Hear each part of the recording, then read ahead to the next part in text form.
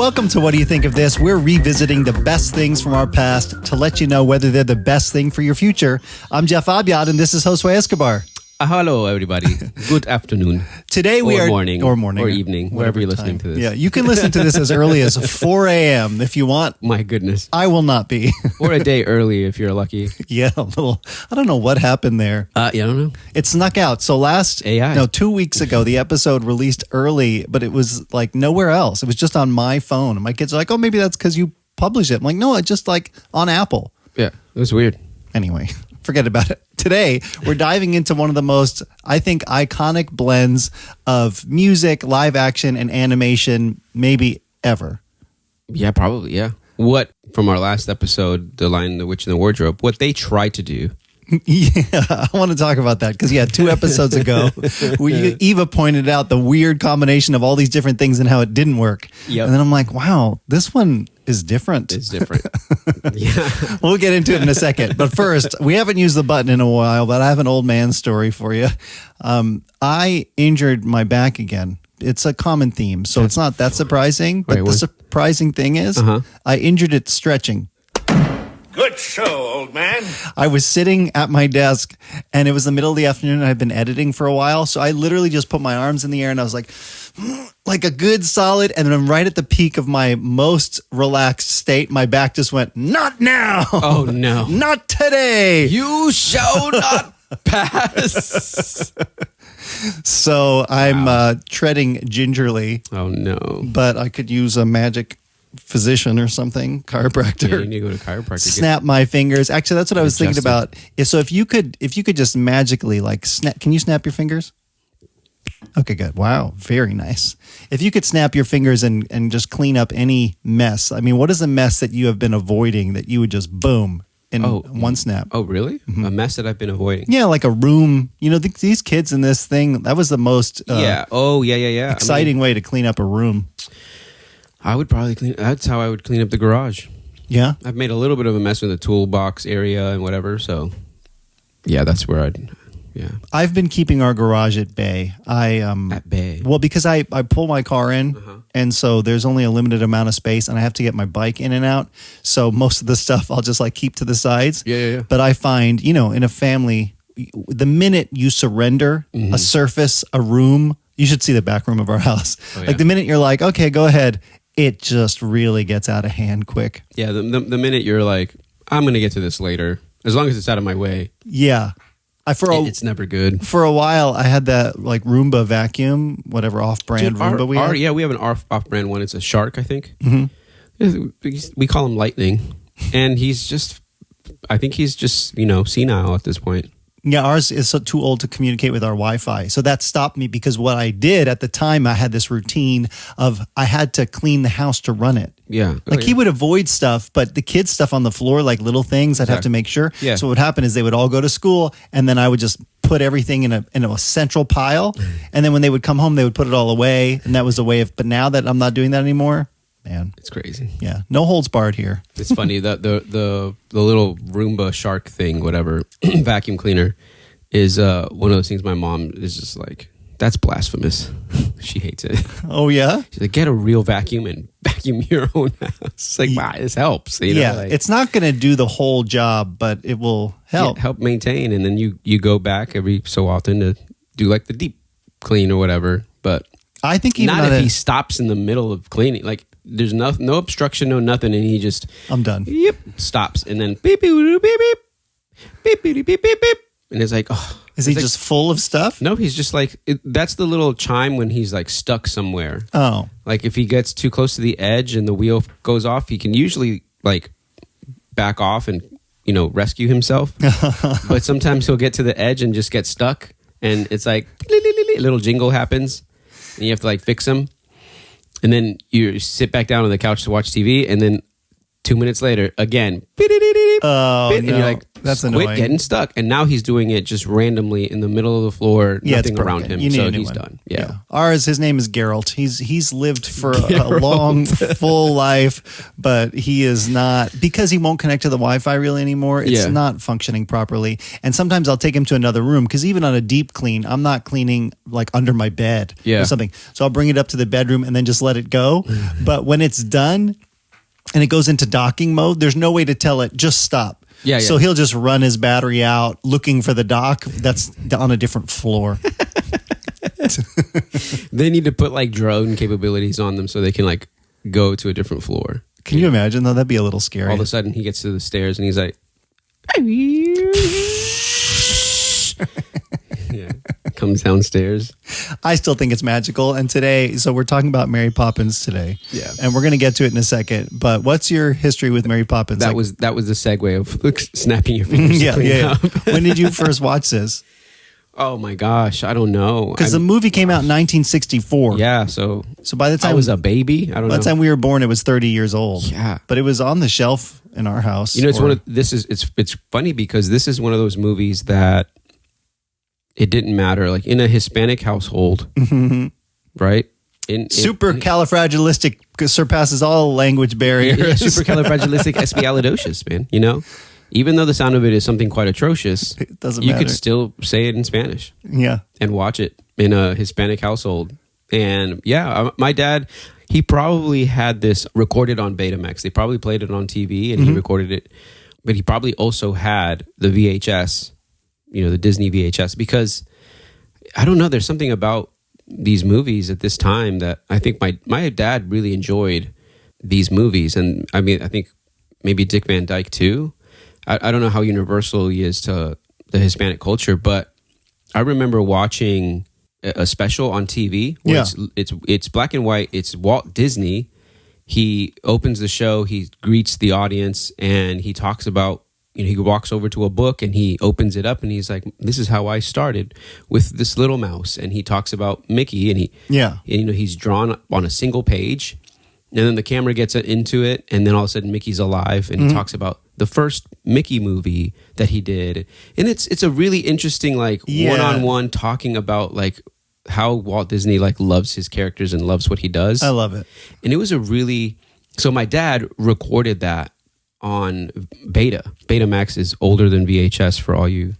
I mean, people honestly probably don't even know what that is. Heard the word. Yeah. So, and I remember watching that with commercials and all, and in between, so there's something about Walt Disney at this time period that I think universally people just loved. Mm-hmm. Yeah. And I remember too, because we had one like that with Winnie the Pooh that had, I think, a Walt Disney introduction too, which was a little bit before this. But okay, we'll talk about it in a second. But of course, it has Julie Andrews in it. This was like an Oscar phenomenon for Disney. Yeah. So well worth talking about and revisiting, which is why we decided this is our last feature film for the season. Yeah, isn't that crazy? It is crazy. I like it. I like, we should play Stay Awake at the end. So put the podcast to sleep. Put the podcast to sleep. Okay, for now, let's hit the audio Don't close introduction. Your eyes.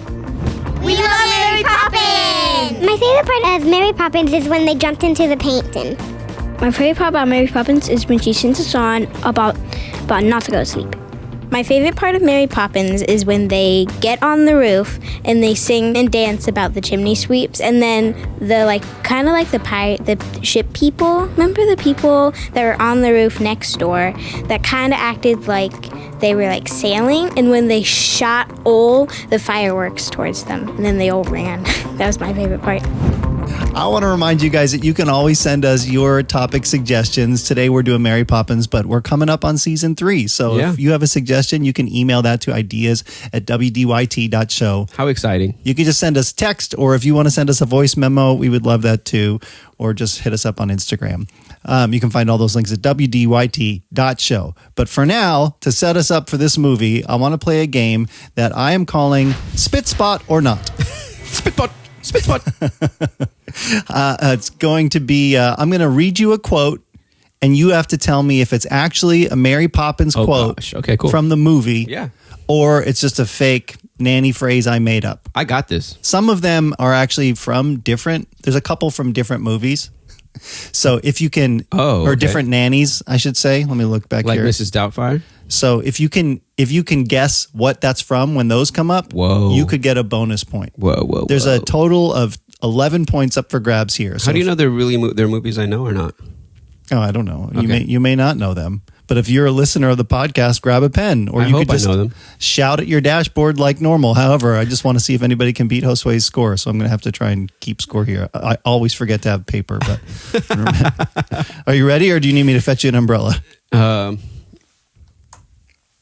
I think the wind is changing. It's changing. We had a whole conversation in my house about which way is the weather vane pointing, because I'm like, I know it points the way that the wind is coming from, but I couldn't tell which direction that particular weather vane was. We figured it out. I'll tell you later. Okay, cool. Okay, number 1. First of all, I would like to make one thing clear. I never explain anything. Oh, that's Mary Poppins. That is a real Mary Poppins, y'all. Good job. I'm Mary Poppins, y'all. Gosh, so universally known, this movie. Jeez. You know, even Yondu knows it.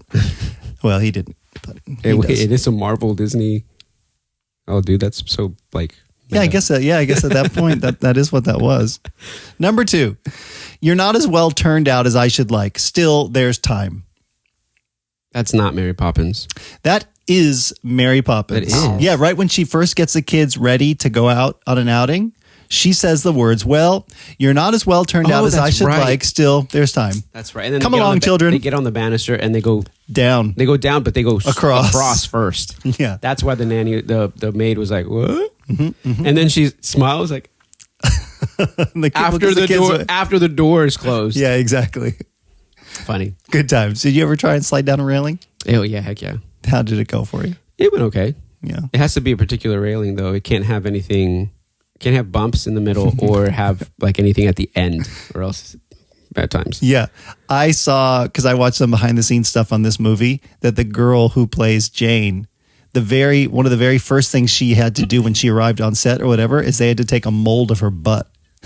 Why? And she's like to her manager or whatever, just like, okay, this is a legit person asking me to do this. But because for those scenes, like on that, they had to move her up and down the banister, or later on when they're like floating in the ceiling and they have like a harness or whatever. Oh. It was specifically molded to her bottom. So it looks like, yeah, because they have to, how are you going to slide somebody across like that? Yeah. You know, they have to be on a seat, but you can't make it look like a seat. You have to hide it somehow. So perfectly shaping it is the way to go. Yeah, yep, I get it. That's right. Number 3, neither am I a maypole. Stop kindly. I'm having trouble today. It's my back.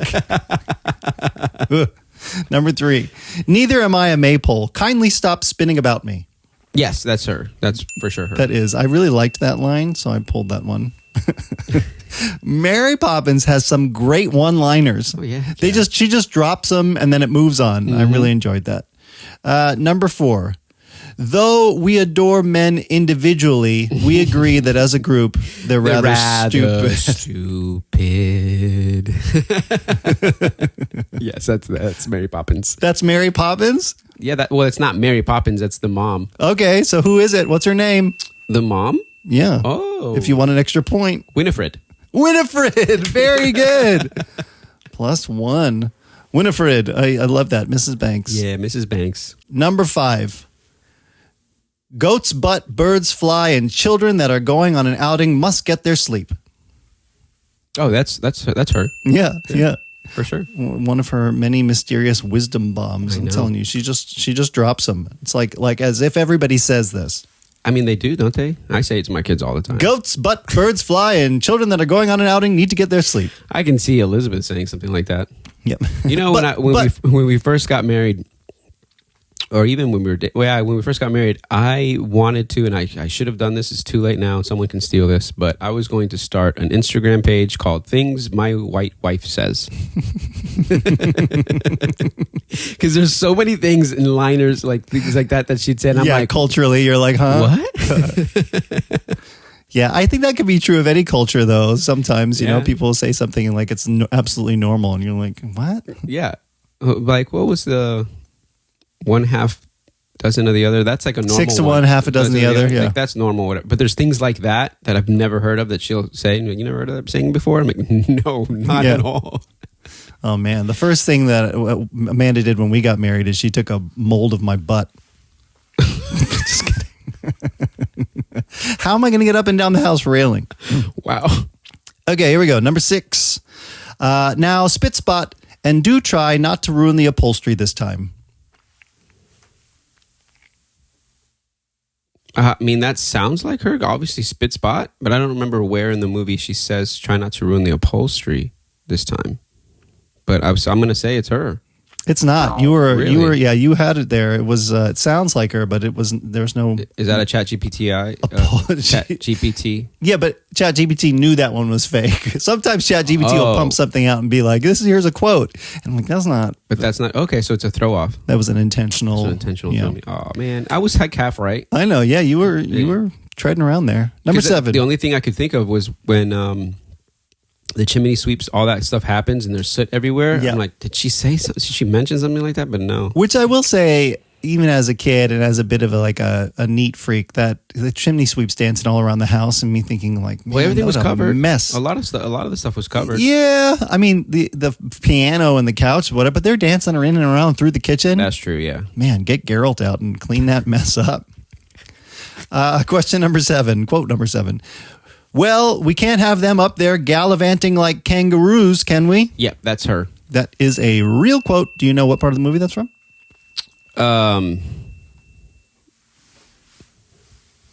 Isn't that when they start floating up into the air when they're laughing? No, that's a good guess. Wait. We can't have them up there gallivanting like kangaroos. And it's funny because the kids laughed at that one. Kangaroos. Oh yeah, that's right. When the kids get shot up the chimney. Yep. Yep, exactly. Very good. They're on the ceiling. Okay, here's the last one. Number 8. I'm not sugar and spice. I'm arsenic in a teacup. That is not Mary Poppins. Wow. It's not. Do you know where that's from?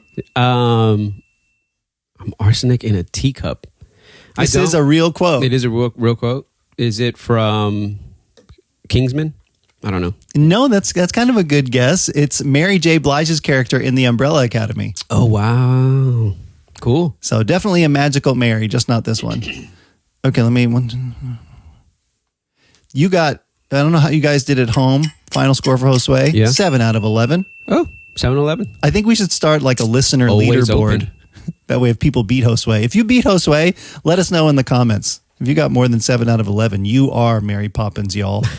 I can get back to my notes. Dude. And also, by the way, if you're enjoying this so far, please like, follow, share, subscribe, throw a comment. I don't know. Yeah, let's start with a like. If there's a thumb anywhere near you, give us that. Okay, what surprised you about this movie? When you come into this movie, because it was hard for me to re-experience it as an adult fresh because I feel like I know this very well. Yeah, me too. But there's a lot of weird stuff in this movie. Not just like, what do you mean? Not just like the inclusion of all the different characters and things. It just does some things that I don't know are unexpected. Like her as a character, you know, and you're like, oh, our heroine, here she comes off of a cloud, which I always wanted to sit on, by the way, with your other umbrella. Yeah. And she floats in, and then she's kind of mean. She's not like, she's endearing. She's but very assertive. Yeah. And really vain, you know? You know what I mean? Practically perfect in every way. Yeah. And I don't know if that hit me as much as a kid, that as an adult, I'm like, you got some like, I mean, you're real confident, but I don't know. Yeah. I think it's one of those things where the movie is trying to show you a level of mystery and intriguement that the kids need to see so that they, one, follow her rules. Yeah. Respect her and obey. You know, because like from what we know at the beginning of the movie, the kids are lost. They don't know that KT Nana is leaving because she's like, I'm done with these kids. Oh my gosh. But really all it really took was somebody to intrigue them and make them go, she's interesting. You know what I mean? Yeah. So but she had a way of capturing the kids' attention in a way that made them, they didn't know it, but they were obeying and going along with her idea without them knowing it was her idea. Yeah, but you know what I mean? It's like, so it's cool. not by the book. You wouldn't like tell a nanny, like you wouldn't take her script or her rules to live by and try and apply that. It wouldn't go well. Yeah, But true. for her, of course, it works out. I know. But like you said, like the family, so the story is this magical nanny jumps into the life of this family. A bunch of magical things happen. Yeah. And she kind of fixes it in a way that you don't expect. Yeah. I'd say that's the movie. Yeah. You know, and I came into this movie watching this time, having watched the Mr. Banks movie. Yeah. Of the lady who wrote the book, who made Mary Poppins and all that kind of stuff. And so it's funny because if you watch this as a kid, it's fun. It's, you know, slapstick. Bert, Dick Van Dyke, who's in this, is, you know, hilarious. He's awesome. He's super entertaining. So, the dude is all knees and all legs. But when you watch this as an adult and you have some context of like what this person really meant to the family and what the story is really about. So it's the other movie that references this, the more modern one, whatever, is Saving Mr. Banks with Tom Hanks. Which is great if I remember It's a great movie. The whole point of the movie is the dad is the person that needs saving, not the kids. You know, it's about getting the dad to see the kids as kids, not just, you know, when he starts off, he's like, we need to mold the breed, and then everything needs to be perfect and in order. And that's what as an adult, I'm watching this and I'm actually getting a lot more emotional about it. Totally. Watching this. Same. Because I'm watching this dad and I'm like, dude, play with your kids, bro. Like, yeah. And even the mom, like, I've got to go to a women's rally and votes for women and leave the kids. And these parents are not parenting well. No. And honestly, and I remember watching that movie and then now keying into how much the dad has this story arc that's really emotional. That is one of the things that hits the most for me. But kind of like you said, everybody in the family is a bit scattered at the start, you know, because she's off doing her women's thing. So even in her relationship with her husband, like they have a rhythm, but it doesn't feel healthy. Yeah. It just sort of exists in the same way, right? That the cannon is going off next door twice a day or whatever time. And their whole life is just, but they're used to it. That's it. It's like really good. Yeah. We're just floating in the chaos. The chaos is just now part of our daily rhythm. Call the constable. The kids are gone again. You know? I also had a feeling like watching this movie at the very beginning, you see Mary Pop, they like, you know, the credits all happen. One of the things that I don't like about old movies is how long the credits are at the beginning. I loved it though. The music is it's I don't great, like it's that fine. either, but immediately it turned on and the music started and I was like, of course, it just the transported music, me. the music, the nostalgia brings you in, which is great. And then you get the scene where Mary Poppins is floating on the cloud with her bag and her umbrella. And it pans down all the way down to the street and you see Bert, Dick Van Dyke, and he's got a bunch of instruments strapped to him and he's, you know, dancing and, you know, beating the drum and whatever, all that stuff, which is really, really funny, really great. And he's singing and he's entertaining the crowd and he's like rhyming, you know, for each the individual person that's there. Yep. And when the wind starts to blow because Mary Poppins is coming, he's like, oh, winds in the east. Yeah. The way that and the way that he says like something that's coming, that's happened before. It almost feels like you could watch this movie over and over again because it's just retelling a story. It's almost as if like Mary Poppins comes to help a family and this happens all the time. Yeah. Okay, which is part of the original story. Yeah. So P.L. Travers, the woman who wrote this, who is the subject of Saving Mr. Banks 2, who Disney for decades tried to get this movie made. Yeah.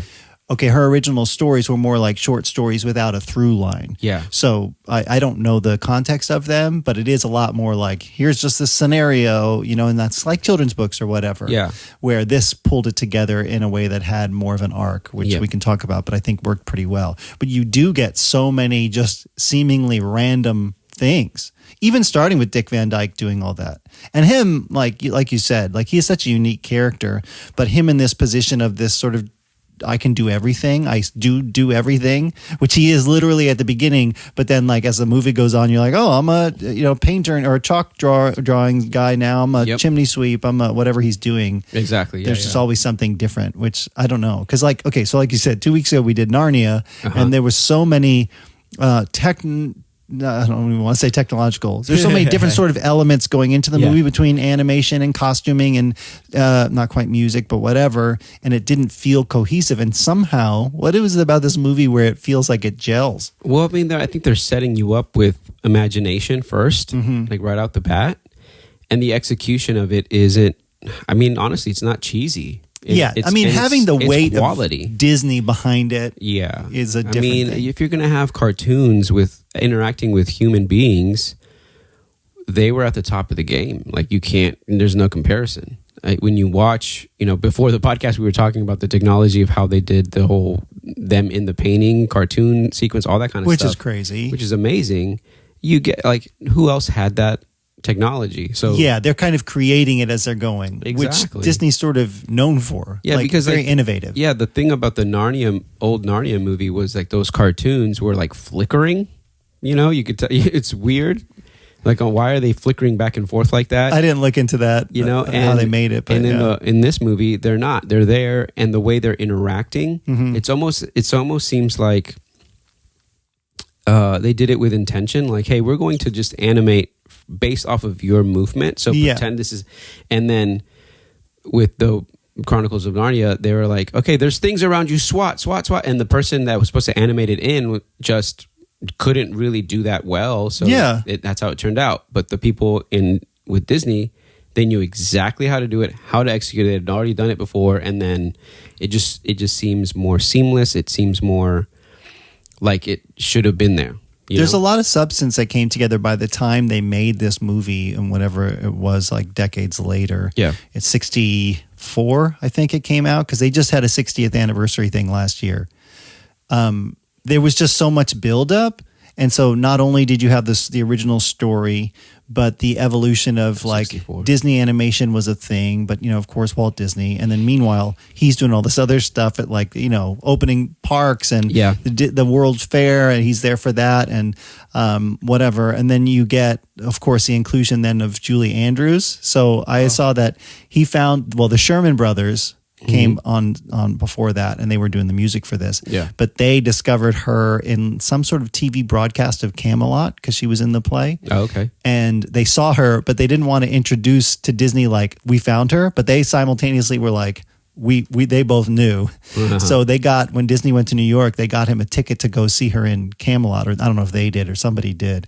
And then he had the same revelation where he saw her on stage and was like, this is her. Wow. Because we've been talking about her for so long. So you have all that kind of coming together. And then at that time when he approached her after the play, he told her and he wanted her to do it. And she's like, well, I would really love to, but I'm pregnant. I can't. And so he's like, it's okay. We'll wait for you.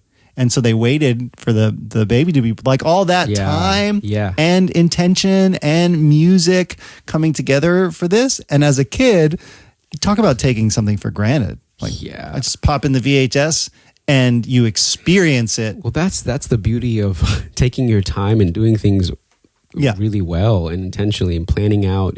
But it makes it sound like it was a difficult thing. Yeah.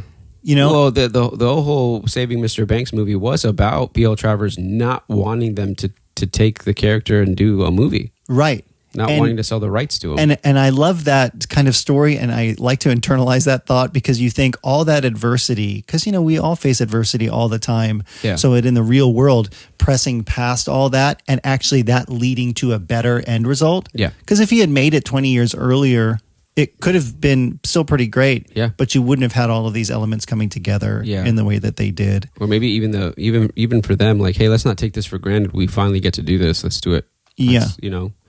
But because of P.L. Travers' like character as an individual and the original stories, and we don't have to go into her backstory, but I think that kind of explained a little bit for me why Mary Poppins can be so abrasive. Yeah. A little bit. Because when she says, the first line that stood out to me was when he was like, oh, stay with us, Mary Poppins, Michael saying, and she's like, the phrase was like, that's a pie crust promise, Michael. Easily made and easily broken. Yes, that's right. Yep. And I thought, oh, that's like, you would never say that to a kid. Like, she just does. It's almost like she doesn't care, but she does. She deeply cares. They cut to her a few times where you're like, oh, she's invested in this. Yeah. But she's sort of putting on this persona. And that's what her umbrella says at the very end. Yeah, that's right. Did you know that is voiced by Mr. Banks? Oh, really? It's the same. Awesome. It's the same voice. That's so cool. So what's your favorite part of this movie? Like, what's the moment that really stands out and pops for you? Oh, that's, I think, and I think that's the most emotional part. I think it's when, Mr. Banks is lost and they're like, oh, like, we don't know where he's at. Oh, yeah. And they finally comes to the house and he has the kite. He was down in the cellar, right? Oh, he's down in the cellar, yeah. And he has the kite and Michael says, he mended it, yeah. And it's like, yeah. Like, as a dad, when you get to fix something for your kid and they're like happy about it and joyful about it, I'm like, oh man, see, that's what you needed to be doing the whole time. Yeah, which is the whole point of the movie. It's what he discovered, because I have that scene, right? So this is obviously near the end of the movie where he's been spending his whole time obsessed with his career and having everything in perfect order, like he sees it, and even the song when Bert is singing to him, when Mr. Banks knows he's about to be fired, and he's kind of getting ready for that, and everything's kind of crumbling around him, and then you have this character of Bert sort of kindly steering him into like, oh, of course, why would you do these things for children and spend the day with them and whatever? And he's like, all of a sudden it dawns on him where his priorities should be. Yeah. And then he goes to the bank and he has that interchange when they like destroy his umbrella and they no, not that. they punch the hole through his hat and stuff, and he like loses it, and then he has that like supercalifragilisticexpialidocious moment with the coin, and he's like, here, take it, and he gets this like, it's your precious Poppins. Use it wisely, or what does he say? Yeah, something like that. It was really a weighty, emotional, well done. Yeah, that part, and the also the part where the kids are running away from the bank and they run into Bert and and they're like, Dad, Dad is really mad at us. He hates us. He's like, no, he doesn't. And then he tells the kids, you have Mary Poppins to look after you, me, your mom. Who does your dad have? But who does your dad have to look after him? He's stuck in a prison and da-da-da-da-da. And it's like, ugh. And the kid, I don't know. I thought that was really, really deep also, you know? Because I don't know about the times back then and how it was with families. But yeah, I mean, he was the one providing and working. If you don't, where do they have, or where do they live, or all that kind of stuff. But then you can get carried away and have that be your whole identity, your whole life. There's all this other stuff. We sort of talked about that same theme in Cool Runnings when we were talking about Junior and his expectations from his dad. Because you get in this story too that Mr. Banks, his father worked for the bank. Now he works for the bank. He's probably thinking the same thing for his son, which is why he's like, you need to invest in that whole thing. And missing the relationship there. Yeah. Which, and so we're kind of hitting this movie backwards, but I think what this movie does well, and it does it with the magic and with the added kind of new elements, different things happening, is making you live in the moment. Yeah. Like when they first go out and they have their to-do list, and she's like, oh, first thing we have to do is go buy some fish, because he decides he wants to have some fish and all that stuff. And she has a whole list. And would she say, like, George, you don't even like fish? Yeah. And it's really funny. So the mom at the beginning, right? She's saying how she's going off to the women's suffragette, and she says that line about as men as a whole, we'd rather like them, but when it comes to them individually, they're rather stupid. Yeah. The entire time, she thinks her husband is dumb. Pretty dumb, because he's like, you know what? Like, maybe this should be my job to find a nanny. And he's just like, oh, would you? Like, you're going to screw this up. Would you, George? You really think you can do this? Go. You know what I mean? And I think she's glad that he's finally taking the initiative to do it. She is, but she also wants him to like see how hard it actually is. Oh, I didn't get that vibe from her. There's definitely that thing of like, even when so after he gets Mary Poppins comes in and tricks him into hiring her, because anyway, you got to watch the movie. It's so great. The kids write their own advertisement for Mary Poppins. I love that you said advertisement. Yeah, because that's how they say it. He rips it up. He's like, and he throws it into the fireplace. It floats up. She gets it, and that's how she comes, because she's like, "Did you put the advertisement?" And he's like, "Yes." And he's like, "Okay, well, here's rosy cheeks, obviously, and to meet all this other stuff." And he's like, "Wait, I ripped it up." You are Mr. Banks, aren't you? Yeah, I threw it in the thing, and and then he hits his head. He's like, "Yeah, I am." And he's like, "Okay, well, this is my wages. This is when I start." And he's like, I guess, yeah, okay." And so, the wife is like, "Oh, George, I knew you would do a good job." Like, he's all confused. Of course I did. Like, yeah. She's just so much smarter than him in that aspect. I don't know. I think she's just as out to lunch as he is. I don't know. Like, I think she intentionally thinks this dude is in over his head and thinks he can do a better job at it. And really, he doesn't do a better job at it. He just gets kind of hoodwinked. I get the vibe that he's the structure in her life, and she's like, well, this is how it is. I'm going to work within this structure. Yeah, true. Even though she's out, protesting and doing whatever she's doing. You know how the cause upsets Mr. Banks. Yeah. Put the sashes away. She's doing things like in two ways, kind of thing. Like, so anyway, what I was going to say is they go marching out of the house, and then they get interrupted by Andrew, the dog. That's right. Who's like about the uncle, and they immediately stop and go do that. Yeah. You know what I mean? Was that first before going? No, into the chalk painting was first. Yeah. That day they're just going out. That's right. Yeah. But going to the park. I will say that chalk painting bit is my favorite of the whole movie. The idea of him, first of all, painting those amazing looking drawings, with the chalk, and then jumping into it. And we can talk about the details too, but just that imaginative experience, so that's my question about this movie. Is it magic, bro, or is it imagination? I don't know. I wondered the same thing. Because, she makes the comment of like, Mary Poppins, you were there, she gaslights them. Yeah, I never thought of it that way, but yeah. While she's darning her socks or whatever she's doing. I didn't like that moment at all. But that's what made me feel like, oh, was she just really good at opening up kids' imaginations? And that's what was missing from the other nannies? Or, I don't know. I don't know. But she in that moment literally threatens to call the police on them. Did you notice that? I was like, what? That's another where I'm like, who is this woman? She's got many layers, that Mary Poppins. I think that's the cool element of this. Because it can play like it's imagination, but then you kind of get these winks at like, nope, there's magic going on here. Because she's pulling stuff out of her bag. Oh, do you know that scene is so funny? There are many. I've said this before, I think, on this podcast. I think I said this even with the Chronicles of Narnia.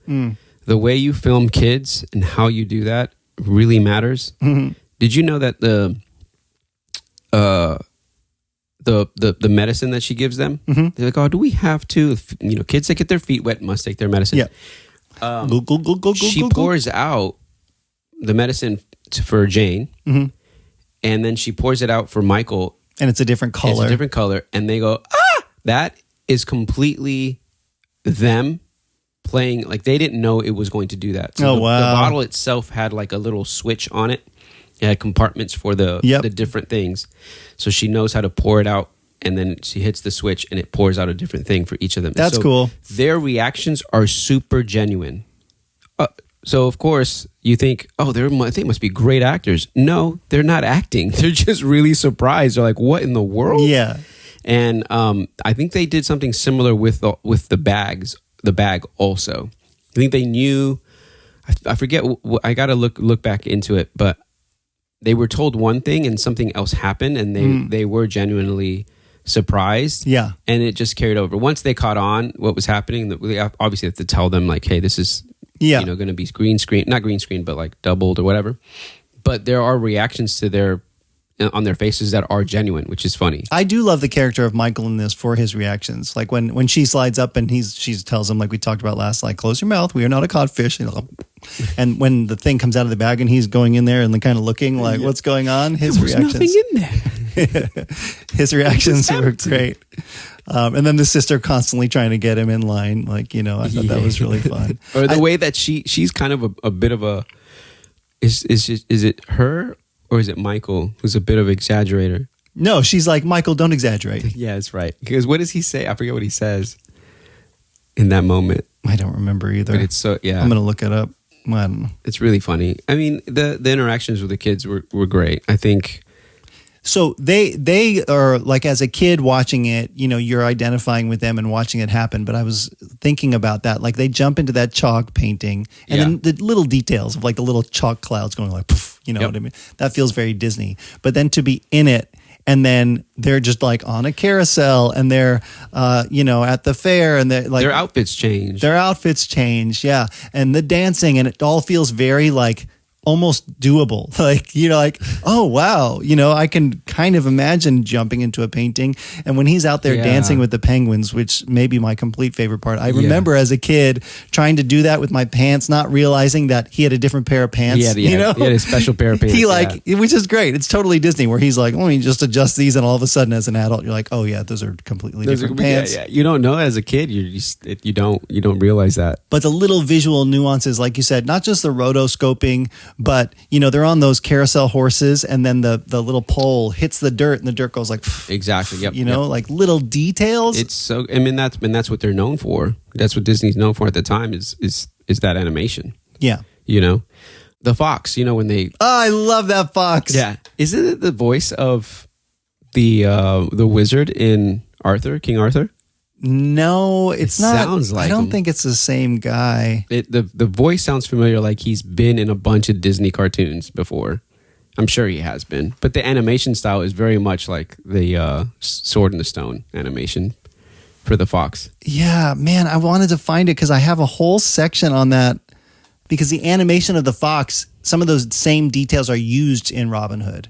So the style of the animation, those same layers. That's right. Yeah. I don't know enough about. I can totally see that. Working at Disney to know, really. But you can look at it and you go, oh, this reminds me.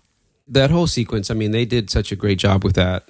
There's, like we were talking about earlier today, they don't do that kind of thing anymore. It's really hard to do that kind of thing because the technology they used to make, they didn't use green screen or blue screen. They used this phosphorus light thing, whatever, prism thing, and that's a really awesome technique. It costs a lot of money to make it that way. Yeah. So, but it really made it feel real. It didn't take you out of it when he's dancing with penguins and interacting with them in the background and all that kind of stuff. It worked. My favorite part of that whole sequence is the supercalifragilisticexpialidocious song, and the lady in the background, with the tambourine, and she's hitting her hand, and then she's hitting her husband over the head, and pop, pop. And it's so funny. The kids they're like, I always see that part and never like escapes me. And I mentioned it to the kids, like, look at the lady in the background. She's hitting him in the head with the tambourine. And they're like, oh, she is. Yeah. And they're laughing. And yeah, it's so good. I love pointing those things out to my kids. That's one of my favorites about rewatching this. Like when you find out that Dick Van Dyke also plays like the Mr. Dawes, the older banker, and it's all, even this time, two of my younger kids, I don't think remembered that. And you could see the look on their face go like, what? Oh, wow. Yeah, it's really, I really like that. But is that animated couple with the tambourine and stuff, the same one where in the line, he says like, I said that word to my girl once and then now my girl's my wife. Is that the same? Yep. But yeah, that sequence is awesome. And then, if you want, talking about when they go out again and they talk to the dog, and the dog's like, she's like, what did he say? He said, thank you. Like, no, what did he say before that or whatever? Yeah. I don't think he said a thing. And then they walk over and she goes to her uncle's house and Bert's there. And it's like, oh, are you sure you want the kids here? It's it's contagious. And they're like, what? Yeah. Like, no, come on, let's go. They'll be fine. And he is floating in the air. Yeah. So it's like, is that imagination or is that magic? I don't know. But to them it happened. And that is one of the funniest. I love that. Him, what's the name of the actor that plays him? Because he's the same guy that does the Mad Hatter. Yes, you mentioned that. You mentioned that last week, I think. And he also, because I read after the fact that he improvised his laughing in the scene. Edwin. Ed Wynn. Yeah, Ed, Wynn. He improvises laughing in the scene, which was hysterical, but also it was hard to film because then everybody else was laughing. He's in Alice in Wonderland. Yeah, as the Mad Hatter. Oh, that's right. Yeah, you said that. I was thinking something else. Yeah, and then that's it. I mean, Babes in Toyland. Toyland, yeah. I don't know. That song, I love to laugh, ha ha ha ha, loud and hard and clear. Yep. It's so great, and his series of dad jokes in that bit I love so much. So I didn't realize this, but so in the song where she's like, when some people laugh through their teeth, hissing and whatever, like snakes, because he does it prior. Yeah, and then at the same time. Bert also goes, yeah. And she goes, some people laugh through their noses. Yeah. So she's making fun of them. Yes, yeah. And I totally didn't catch that before. And I'm like, oh, yeah. She's totally digging on them. And then, Bert continues to be like, some people laugh. What does he say? Really quickly, Yeah. Yeah. And they stops, or some people blast. Yeah, it's so funny. Or some people can't make up their minds. Yeah, dude, so good. Yeah. Okay, here are the jokes. I'm not going to read them all, but the guy that worked in the watch factory who stands about and makes faces all day. The guy with the wooden leg named Smith. It's great. What was the name of his other leg? Buying long underwear. How long do you want it? Well, from about September to March. That one actually hit the kids really well. The kids all started laughing about that. So. And then when they're trying to be sad, he's talking about the cat that got hit by a car. And he's like, I'd like to replace your cat. And he's like, oh, that's fine with me, but how are you at catching mice? I'm like, oh, yeah. It's so good. Yeah, I love that. I love that part too, man. It's really good. Yeah. So he's funny. I feel like as a kid, I remember that kind of being the turn of the movie where it starts to get a bit more serious. And I wouldn't say I became disinterested, but the chalk sequence and the penguins and all that stuff and the supercalifragilistic and the spoonful of sugar, all that stuff is so upbeat to that song. Yeah. But that line with that scene with Uncle Albert, that feels, I don't want to say, it's not British because like this was filmed on a Disney lot, the whole thing. Yeah.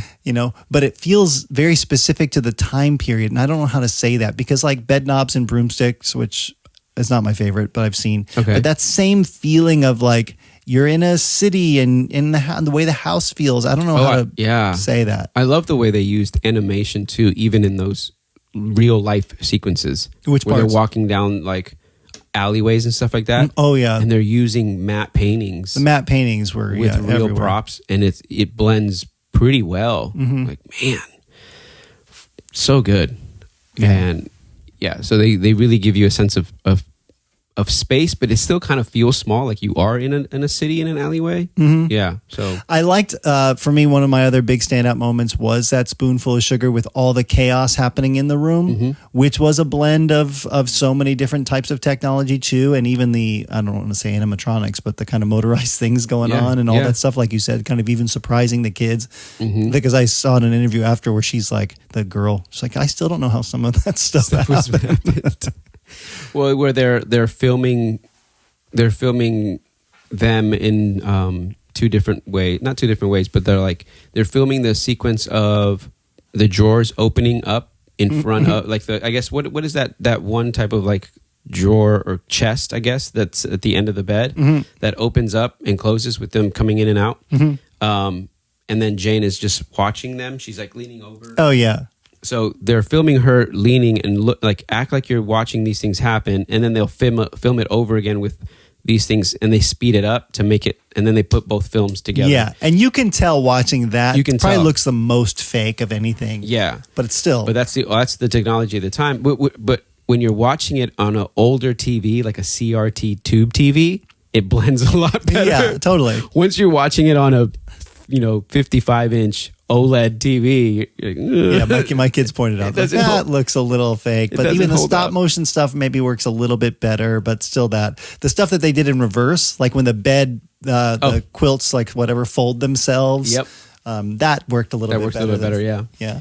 That whole sequence was really, really fun too. So after I love to laugh moments, you start to see. I think you're right about the turn of like the seriousness of everything, because Mr. Banks comes home. I don't know if he's a little more stressed out from work. Well, after there had been a run on the bank. No. This is before that. You know, and he's not enjoying the fact that people are happy in the house. Yeah, the kids are singing. It's like day 2. The cook and whatever are running around. They're getting singing. along, and Yeah, and they're singing like,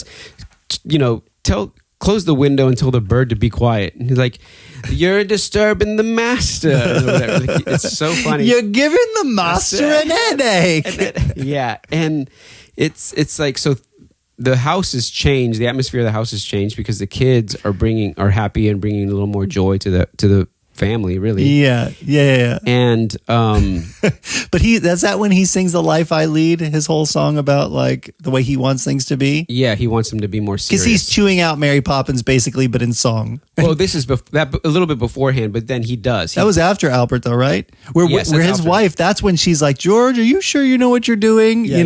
That's where I feel like she's a little bit smarter. Yeah. But then she suggests to him to take the kids to the bank. He does. Well, yeah, she gets in the same way that Mary Poppins got herself hired. She's like, okay, I'm going to get the kids to get ready to go to the bank like, too you early. are absolutely right. They need to know and walk into your footsteps. He's like, yeah, quite right. Yes, He says, quite right. and why not? A capital idea, he says. He says the line I wrote down, just the medicine they need for all this slipshod, sugary female thinking they get around here all day long.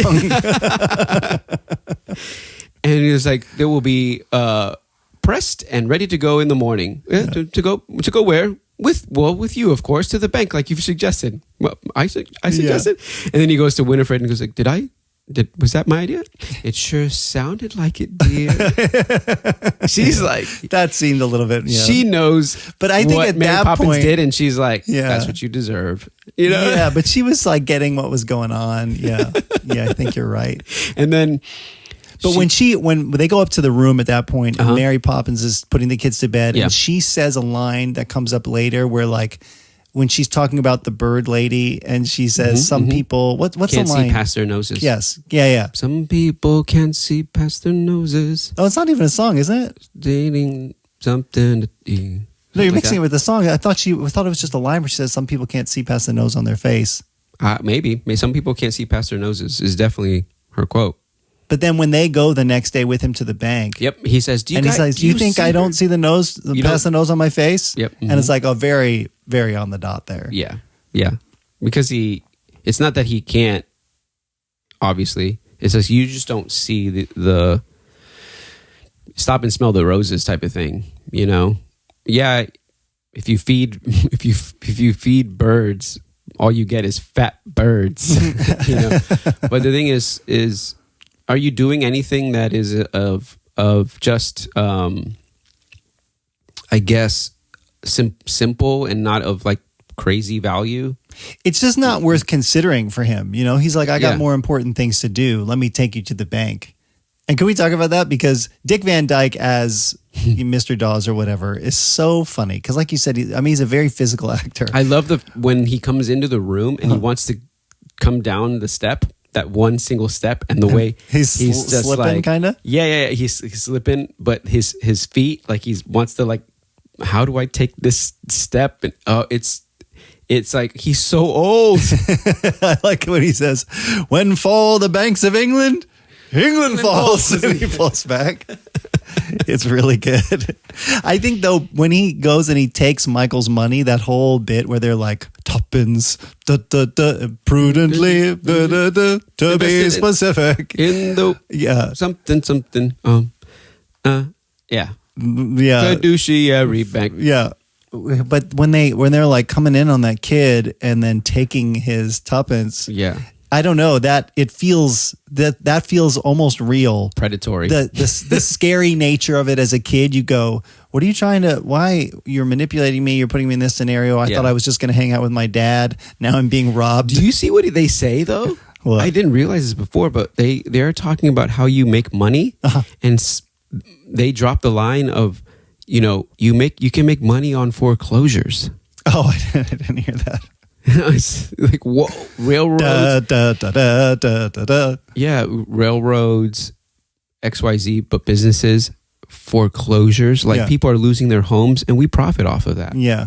I like their old man dance when they look like Geppetto's toys when they're all just like And they nod at each other But then there's a run on the bank, like because of he you. steals the money. You're And stealing my money. Stop! Give it back. They won't give somebody their money. I want mine. Yeah. Yeah. Run on the bank. So of course, like a kid's nightmare that I could do something wrong and then cause this destruction, and then they run, and then they're through the scariest streets that you've seen in the entire. That one movie. lady was like, "Come with me, honey. I'll protect you." Oh my like, God. what the heck? My worst nightmare.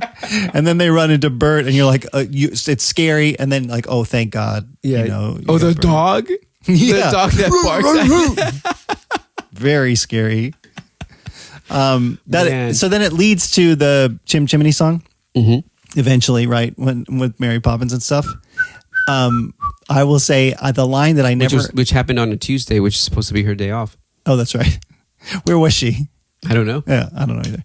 But the bit where I saw as an adult coming back to it, the line I had never understood was "Good luck will rub off when I shake hands with you." Good luck will rub up Because with of you, the shake hand accent. with me. We're not even talking about his accent in this. Obviously, you know. If you think it's a Cockney accent, you are wrong, but it's very charming. Mary Poppins. I know that silhouette anywhere. Whoa. That's what he says. I don't even know if he says silhouette. He's like Silhouette. He says silhouette. I recognize that silhouette anywhere. It's like It's Mary Poppins. kind of reminded me of Christian Bale's accent. Oh, in yeah. Newsies. Yeah, it is kind of like that. Son of fight. Son of fight. This is worse. But It's better. But I like it more. worse, but better. So can we talk about the guy who's keeping time, though? The general? The Oh, next door I thought neighbor? you were talking about Step in Time. No. Real quick, this dude at the very beginning when Bert's Admiral Boom. yeah, Admiral Boom is stops him and he says hi to Bert in the beginning of the movie and he says, "Where are you guys off to?" "Oh, 17 Cherry Tree Lane." "Oh, A storm's brewing. Yeah. a storm's brewing in there." And he's like, "Oh, okay." And he walks up and then there's like a commotion inside the house. They're all yelling. And he's like, "Oh, I think he was right. There is something brewing in here." And so like it takes you into this narrative of like something's not quite right. Yeah. There's like turmoil happening in this home. And then when he talks to Mr. Banks, when Mr. Banks first comes home, Banks. he interacts with him first. Like he goes a bit earlier and she was like, "Pitt, no, what does he say?" He's like, "No, spot on the dot all the time." And the second time he talks to him, he only says a couple things, but he kind of ignores what he said. And he walks away. He's, Banks, did you hear what I said?" And then the third time he walks by the general, completely ignores him. That's interesting. Yeah. So you can see his level of involvement with what's going on around him. He's like, "Okay, I'll talk to you and whatever, back and forth, which is cordial and whatever, but not really of any consequence to me." Yeah. "Oh, the maid who quit. Oh, let me help you with the bag." And he's so oblivious. He's not asking her where you're going, how you're doing, what's going on. He just helps her. Bye-bye. And then he finds out, oh, she left. She quit. Okay. And then the second time he comes by, the dude, you can just see that there's more and more happening within his head. Yeah. That he's getting more and more disengaged with the outside world. That's interesting because that's such a universal thing that actually happens. Yeah. I didn't think about that. And then when he finally mends the kite right before all of that, right? Mm-hmm. And he gets fired and everything, what happens that morning? The winds change. Yeah. Now the storm is no longer here. Things are better. And Mary Poppins knows she can leave because now their father is going to be the person to step in to be happy again. Really, really cool how you can see the arc of what this story is about in that interaction of the That's dad so with, that's with so the cool outside. Yeah. and deep. Yeah. I like that. Really cool. Meanwhile, Admiral Boom is firing at the children and the chimney sweeps. The chimney sweeps. They're all dancing on the rooftop and he can't stand it. He's a funny character and they're loading up the cannon with all the fireworks. Yeah. He lights the fuse. A chimney sweep's life is a life to have or something like that. What do you say? I don't know. But that whole sequence. Step in time. Yeah. Step in time. But them dancing on the rooftop, walking up the stairs of like smoke, all that stuff. It's just, I don't know, it's hard to say enough about this. There's so many good little magical touches. It's all really pretty. It's all really, really cool. All right. Well, when we talk about what did this movie get right, I want to say that I feel like every song in this is a banger. Oh yeah. I mean, these guys, I know they wrote in the course of Saving Mr. Banks or whatever, they talk about it way more songs than they even used. Yeah. Well, it's even really clever because like when they say the medicine goes down, like when a spoonful of sugar makes the medicine go down, the medicine go down. They wanted to go down with the note. Well, no, I heard the opposite, that they go up. Spoonful of sugar helps a medicine go down. The medicine go down. Yeah. The medicine, so they go up and down. Yeah. So if they modulate. I saw a thing on that because the original song that they had written for her to be like her iconic song was a more lovey, sentimental, and they decided, I don't know not to use that? Julie Andrews or who wanted it to be more upbeat. Yeah. And man, dude, Julie Andrews is really pretty in this movie. I mean, she's a classic beauty, dude. Yeah. Like, there's no way. And this was a year, I think the year before Sound of Music. Like, this was her big thing. Wow. And her voice, like, she was singing like that since she was a kid. Wow. So there's like videos of her as like a 12-year-old, and you're like, oh my gosh, just like solid, perfect pitch and all that stuff. So obviously she's great, and that's what I was going to say. The cast, and her strength in her voice, because there's moments where you see her mouth closed because she's like, I forget what song it is, but there's like an M, and she's, and the volume that comes out of it is just as much as when her mouth is open. Crazy. And I think pairing her up with Dick Van Dyke, it just really works so well. But it's, again, another instance of like every character where they're just charming in their own way. Admiral Boom is great. The cook and what's the name of the other? I can't remember what her name is. I forget her name is either. The maid. Great. And of course, Uncle Albert we talked about. Even like you said, the bird constable? lady. Constable is responsible. He's great too. No charge. No charge for the constable. Yeah. Oh, and the way he treats the constable when he brings the kids. Oh, yeah. He's kind of, And did you notice what the constable said on his way out? Well, after he tells them they have some food for you or something in the kitchen. He said, have some food for you in the kitchen. Yeah. Jerk. So they were all great. And then I also, like we said, the themes on this. When it comes to some of the things that maybe didn't age as well, if you're visiting this movie for the first time, like you said, on a new TV, you're going to notice some of that stuff. But I don't think it takes you out of it in the way that some other things do. No. I think Mary Poppins as a character is a bit detached in a weird way, but somehow it works. I'm still not exactly sure how. And firing fireworks at children was the other thing that I'd written down. And I go, well. He didn't know that there were children up there. Yeah, just a bunch of crazy chimney sweeps. The whole thing. I just love the imaginative nature of this whole thing. Yeah. The idea that there would just be a bunch of chimney sweeps dancing. And it's a happy ending at the end. He gets his job back. The old man dies. Well, forget it. He gets asked to be a partner. A partner, yep. At the bank. Yeah. The old man dies because he made him happy. He died laughing. Laughing because of the joke. The wooden leg named Smith. Yeah. The old man's like, Smith? Wooden leg named Smith. A wooden leg named Smith? Yeah. Oh, Daddy, no! He's blown away. That dude. Did you notice too? We didn't talk about this at the very beginning when all of the maids line up in front of that house. And they get blown away. A lot of them are men. What? Dressed up as maids. No. Yeah, dude, go back and watch it. There are a bunch of men in that. I always notice that one, I don't know if the umbrella goes up, who goes out arms and legs was like, and the wind is blowing. Well, because the reason why Disney wanted them to be men dressed up as maids, as nannies there, was because he wanted them to look like mean and ugly nannies. And he's like, well, let's just dress up a bunch of men in women's clothing. They'll look ugly and not appealing as nannies. It's like, oh yeah, duh. Taking more women's jobs away from them. It's okay. They could be Aslan now. Mixed in. There were some women in there, but there was like the dude that's the person that's definitely floating away like that. Yeah. That's a dude. So your family, you guys have all seen this movie before. Yeah. How did your kids react? Oh, they love watching it. Mm-hmm. When the kids were younger, the Stay Awake, Don't Fall Asleep song. We would play that for them every single night. Oh, so, really? Yeah. So Ezra was like, "Oh, I love this song. We used to listen to it all the time, but now we don't." And that night, he wanted to listen to it before going to bed. I'm like, "Oh, that's nice. So crazy." Stay away. Yeah.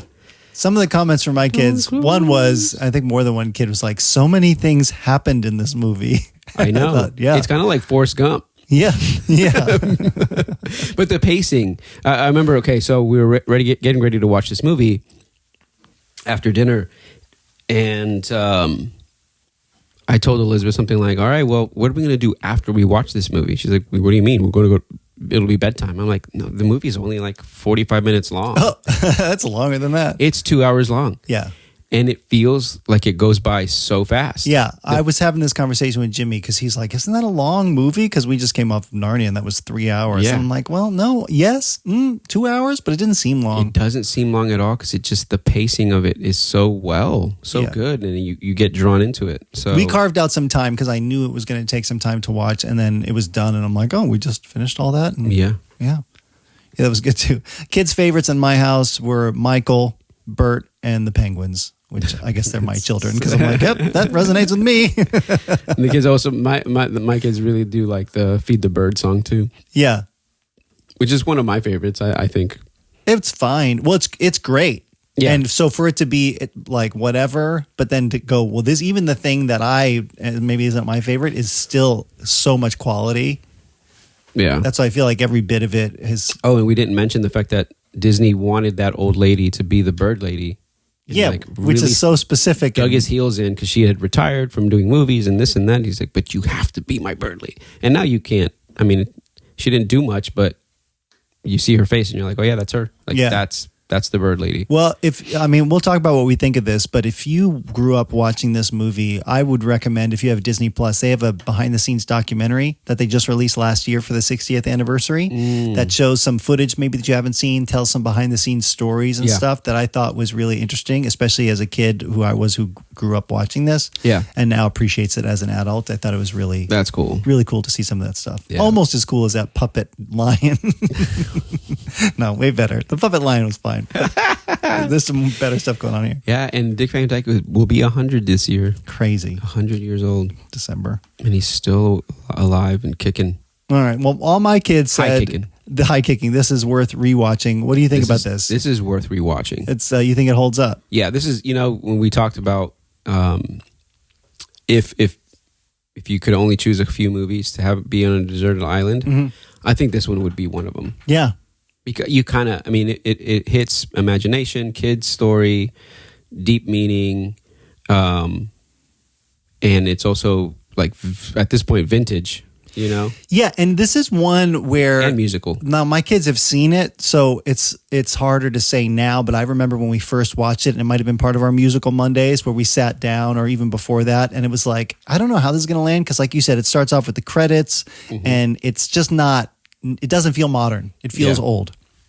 But everybody who's happy with it and loved it, and I think it still resonates like that. Yeah. So I guess I'm curious of a couple of things because I agree with you. I think it 100% holds up for anybody. Yeah. But I'm curious if there's anybody who came to this movie later in life and maybe your experience was a little bit different and how that resonated with you. Let us know in the comments because, heck yeah. I found it as a kid. I introduced it to my kids, and this is one of my favorite things is having a property like this that I get to introduce to my kids and watch them watch it for the first time and experience it with them. Yeah. I think is the funnest. So if you're a parent and you haven't introduced this to your kids yet, do it. You're lacking. Yeah, well, I'm just saying you have a fun experience ahead of you because I think that's one of my favorite things. And it'll live with them forever too. Like it has with us. So it came out 64? 64. So yeah, my parents were already, I guess, adults when it came out, but still, they loved it. Passed it down. Mm-hmm. Still going to be passing it down. We're still going to be passing this movie down. Well, everybody, let us know what you think. You can email us directly at supercalifragilisticexpialidocious. Or backwards, which is, I don't know. Remember if she said something, it backwards? something rupus. Yeah, I can't. At wdyt.show or just ideas at wdyt.show. You can also, if you're on Spotify, scroll to the poll. Yay. Right below. You can say, hey, I think this holds up. or maybe I wasn't a fan of this movie, which who knows? Yeah, a much better story than Chronicles of Narnia, I think. You think even the story holds up better? Yes. I don't know. This story's only been done once, and they came back and revisited it, and I did not like that version. Nope, that version was not great. So, not to say anything, Emily like Blunt- the cast is Emily Blunt great. was great, yeah, Lin-Manuel Miranda, it's like, oh, this is set up to be something amazing, and I was disappointed. no, this is one of those movies I don't know if you can touch again. If you modernize the very same story, yes, and say it over again, but you can't do a sequel. I don't know, because about this, there's so much, like you said, years of substance and development and persevering through stuff to get it down to this piece. Yeah. And to have the cast involved, and literally Walt Disney is alive with hands on this. Yeah. I don't know. It's This not is gonna like happen. lightning in a bottle. Yeah, it really truly is. I think it really is. So I think it holds up. There's nostalgia to it, but it's a nostalgia that just doesn't, that is a merited one, I think. Yeah. All right. Well, for the end of today, I have some exciting closing the loop. It's like a snake eating its own tail. I've been keeping a list, and so I want checking it twice. Checking it twice. Not yet. It's not that cold. Nearly. Episode 42, we did a mini-sode getting ready for Cool Runnings, which was 43 where we had Kaylee here. I have answers for you. 1, the sports skeleton. We were wondering where the name skeleton came from. I guess this is kind of a non-answer because it's inconclusive, but it seems like the general consensus is most people think it originated because the appearance of the original sleds, this was developed in Switzerland, by the way, at the end of the 19th century, looked like a human skeleton. Oh, that's funny. So I guess it was that kind of a shoddy piece of device. One other theory I read suggested that the name skeleton could have come from an incorrect anglicization of the Norwegian word Kjelke, Kelke, which translates just toboggan or sled. Wow. But it's probably just because it looked like a skeleton. That's hilarious. And you asked, how fast do they go? Well, those little skeleton sleds, face first, are going nearly 80 miles an hour. Oh, wow. Or if you want to do it in kilometers, it sounds more impressive, 130 kilometers per hour. But I will say, That's awesome. skeleton is considered the slowest of the 3 sliding sports. Really? Luge, bobsled, skeleton. Luge is probably the fastest. Luge gets up to 90 miles an hour. Whoa. But the bobsled, Josue, up to 93 miles per hour. Jeez. In general. And the world record is 97.59 miles an hour. In that stupid sled, That's Doris, I crazy. hate you. I mean, I can't imagine. That's awesome. Even in a car on the freeway going that fast with a seatbelt is wild. But you're in a sled with the top open on ice, And taking turns? That's really fast. turns? That is really fast. But the world record skeleton, luge. The world record luge was a street luge, so it wasn't on the ice, but it was set at 101.9 miles per hour. That's wild. Can you imagine? Dude, that's cool. That person cannot still be alive Oh, of course they could.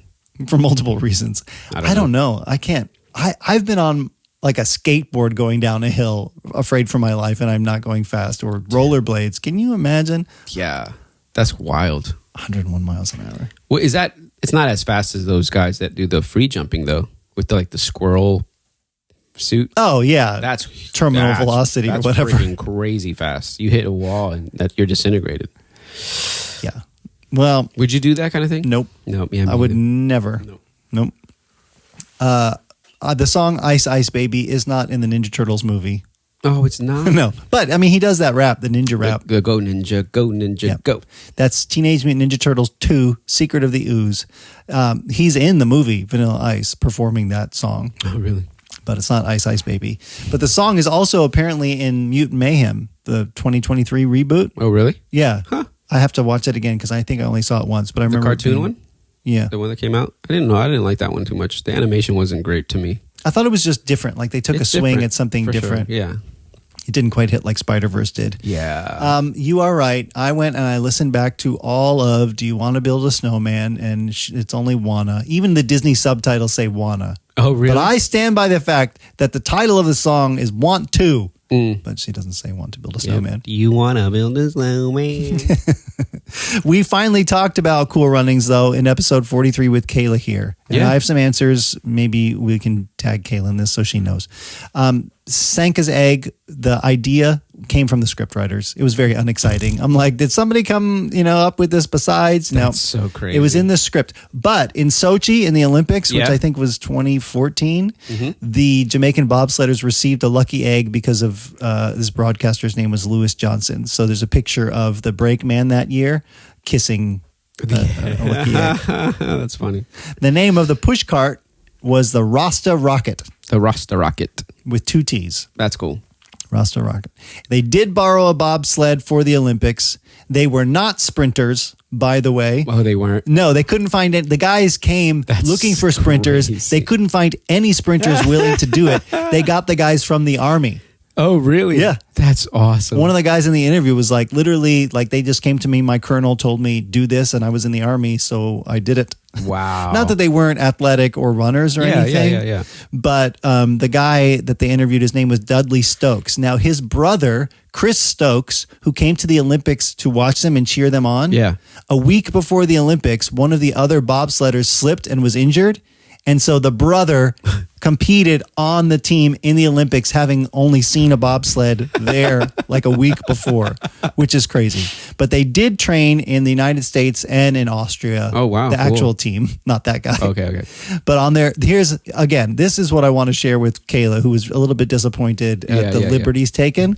So on their first run, part of the sled did collapse. Oh, okay. And then on their second run, the guy, Dudley Stokes, the driver, he fell and hurt his shoulder on the day or something like that. But it was actually that second run where, one, they had the fastest start time. It was like 7th fastest start time. Oh, cool. But the second run is the one where they crashed. So it all happened on run number 2. Oh, wow. Yeah. So there was a breaking of the sled, just not on the final one. So but they the guy combined some things. fell and like had a shoulder injury and then that's had why to he made a drive. mistake. Yeah, 85 miles an hour. Dang. Yeah. Last loop to close. Greta Gerwig is doing the Chronicles of Narnia. Okay, yeah. Okay, she's done a lot that we forgot. She's responsible for directing Lady Bird and Little Women, the 2019 version, and the Barbie movie, which I think is probably the biggest one where I was like, oh yes, yeah. She's Barbie movie. But the droid voice in Solo. So, which is why she's probably going to be terrible. Well, you didn't like Barbie? No. I did. What? Yeah. It was terrible. Oh, I thought you were pitching for like Narnia's going to be good with her. Oh, you don't want to watch the story again. No. Don't care. Did you start reading it with Eva yet? No. Okay, better get on that. I might need to borrow your books. Yeah, no problem. You can borrow them. The voice of the droid L337 in Solo is Phoebe Waller-Bridge. Where is she in? Well, I don't know. I just thought for some reason in my head it was the same person, but it is not. Okay. Not the same person at all. And you were right. The voice of Mrs. Cole in Liar Liar is Jennifer Tilly. Yeah. That was a lot, but I'm like, I've been compiling these. I need to share them now because the season is about to be over, and then I will have nowhere to share them. So good stuff. Speaking of that, we're coming to a close next week. Not a close, but next week will be our final mini-sode of the season, which is going to promo our final episode, which I'm really excited about. Heck yeah. So we're going to be doing games. It'll be lots of fun. If you have suggestions of what you guys want us to hit for season 3, remember, let us know. It's been a while, man. I know. We've been doing this. 3. Yeah. And if you're like, I got here to the end of season 2 about season 3 and you haven't subscribed yet, what are you doing? Yeah, exactly. The heck. Or if you have, just follow us on Instagram if you haven't yet. Yep. We're everywhere. You can find links to all that stuff at WD. The next time somebody says, hey, I caught your podcast, I'm going to go, oh, great, cool. Can you pull it up on your phone real quick? And I'm just going to subscribe and like.